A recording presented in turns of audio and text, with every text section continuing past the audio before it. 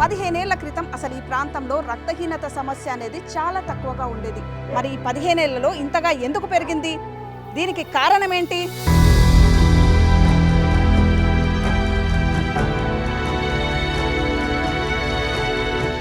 జొన్నలు, మక్కలు, అనుములు, శనగలు అవి పండించి తినేటోళ్ళము.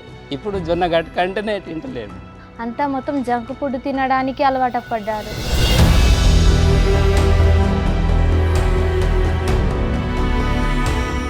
ఒకప్పుడు సాంప్రదాయ పంటల్లో చిరుధాన్యాలు అనేవి ముఖ్యమైన పంటగా ఉండేది. పత్తి ఎప్పుడైతే మొదలైందో ఇక్కడ తిండి గింజలన్నీ తగ్గించుకుంటూ పత్తి పెరిగిపోయింది.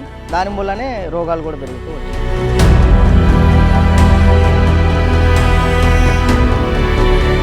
ఇంటికి కావాల్సిన అట్లీస్ట్ ఒక 8 నెలల నుంచి 9 నెలలు ఆ చుట్టుపక్కల పెరట్లోంచి తీసుకొని తినాలి, మందులు లేని ఆహారం తినాలనే ఉద్దేశంతో దీన్ని తీసుకురావడం జరిగింది.